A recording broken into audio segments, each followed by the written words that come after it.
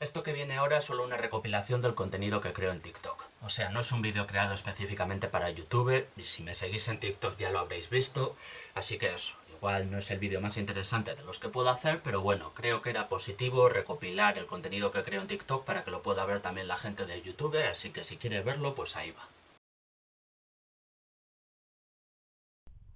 También podría pasar, sí.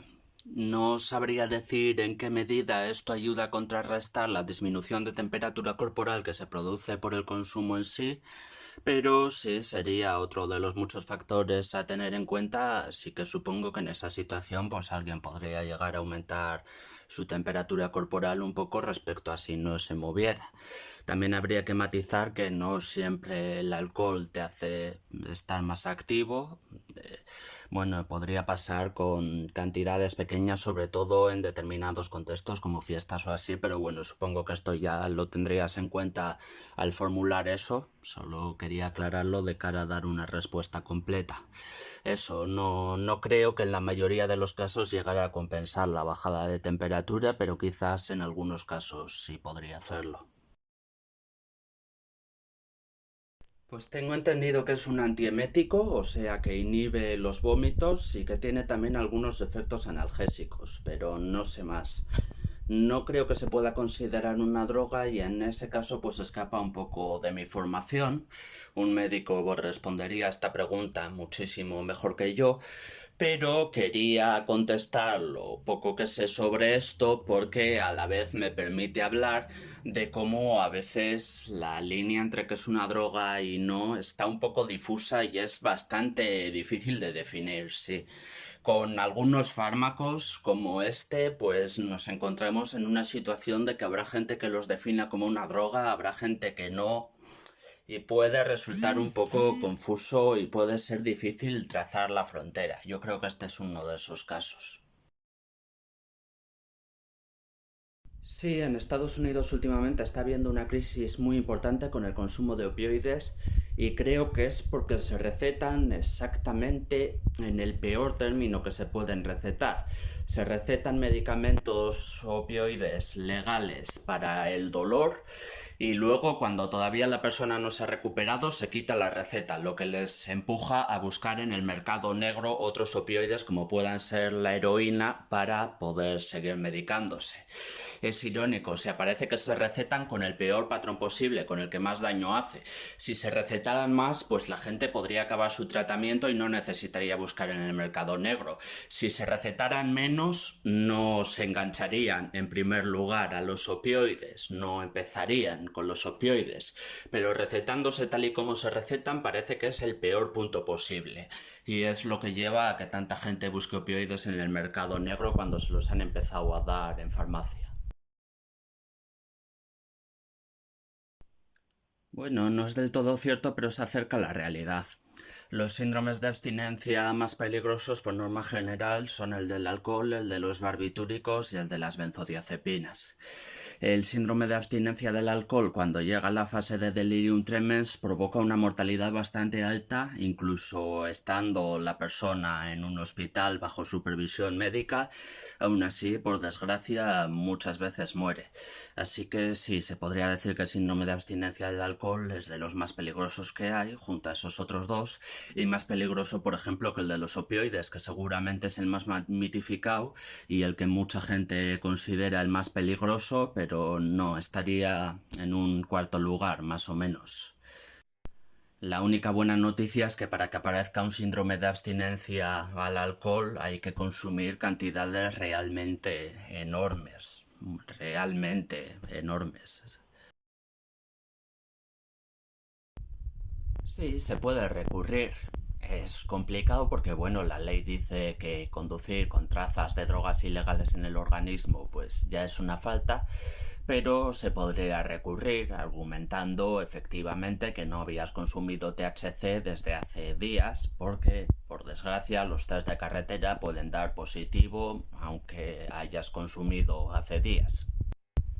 Las principales desventajas de recurrir son la primera, que pierdes el derecho al pronto pago. Es decir, el pronto pago, el solo tener que pagar un 50% de la multa si la pagas en los días siguientes, pues ese derecho lo perderías al recurrir. También que seguramente te tengas que hacer otra prueba, por lo menos para tener un argumento contundente a la hora de recurrir, y si vuelves a dar positivo y luego pierdes el juicio, pues el coste de esa segunda prueba lo tendrías que pagar tú. Esa es otra desventaja de recurrir una multa de este tipo. Así que la decisión de recurrir o no recurrir una multa de estas características pues puede ser difícil y la tienes que tomar tú. No te puedo orientar en lo que tienes que hacer porque eso tiene sus ventajas y sus desventajas, y si recurres puedes salir perdiendo y pagar todavía más que si simplemente pagaras la multa. Te puede salir bien o te puede salir mal, quién sabe. Al final es prácticamente una lotería. Lo que sí puedo aconsejar es que a la hora de interponer determinados recursos, bueno, para la prueba en cuestión no serviría, pero para otro tipo de recursos, pues intentar exprimir al máximo los plazos. Si para otro tipo de multas relacionadas con drogas, como posesión y así, o para el tipo de recurso que quieras poner en este tipo de multa, pues tienes 7 días de plazo, pues hacerlo al sexto. Ese tipo de cosas. Intentar exprimir al máximo los plazos para ver si se prescribe la multa, cosa que a veces pasa y que últimamente, dado que parece que se está poniendo una cantidad enorme de multas por el tema del COVID y resulta cada vez más difícil procesarlas, pues veo hasta más probable que si alguien pone recursos intentando exprimir al máximo los plazos, pues acabe prescribiendo la multa, la verdad. Viendo cómo está el tema burocrático últimamente, pues parece que últimamente sí es más probable que acabe pasando esto que antes del COVID. Esto es interesante. Primero quiero matizar que no creo que haya ninguna droga que pueda producir una adicción consumiéndola una vez. Puede dar ganas de repetirla porque te han gustado sus efectos, pero efectos de síntomas de una adicción como tal, no creo que ninguna droga los produzca desde la primera vez, aunque es algo que se repite mucho. Dicho esto, creo que la heroína arrastró una fama terriblemente mala durante los 80 y los 90, y debido a las muertes que provocó, que en parte se debían también a la hepatitis y al VIH, porque eran enfermedades que no se conocían muy bien, y debido a la enorme cantidad de muertes que produjo, que por desgracia produjo muchísimas, pues creo que la gente aprendió a apartarse mucho de ella. Y creo que es la droga con peor fama en España y que por eso ha bajado tanto su consumo en las últimas décadas. Voy a suponer que la pregunta se refiere a cocaína esnifada, porque la cocaína fumada, claro, que terminará en los pulmones y en los bronquios. En el caso de la cocaína esnifada, no puede acabar la cocaína en los pulmones, pero vamos, da más o menos lo mismo, porque las infecciones que sí se pueden producir en los tramos más exteriores de las vías respiratorias pueden acabar extendiéndose a los pulmones. Eso, sumado a los riesgos cardiovasculares, pues también podrían producir daño a los pulmones y a los bronquios. Entonces, vamos, por decirlo así, pues no, la cocaína esnifada no va a dañar los pulmones directamente, no va a terminar ahí, pero sí puede dañarlos indirectamente, sí tiene posibilidades de producir daños pulmonares o en los bronquios de forma indirecta.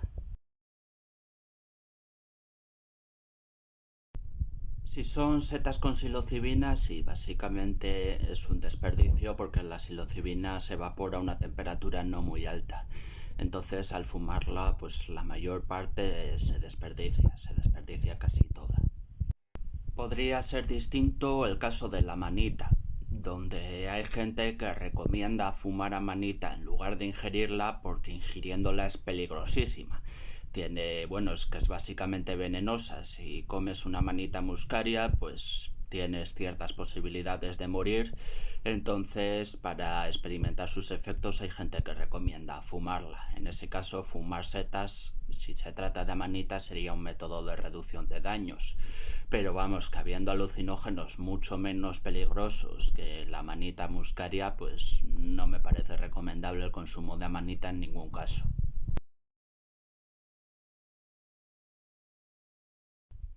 Puede ser por el corte, aunque a veces no. De hecho, el corte del speed más frecuente, yo creo que con diferencia, sería la cafeína.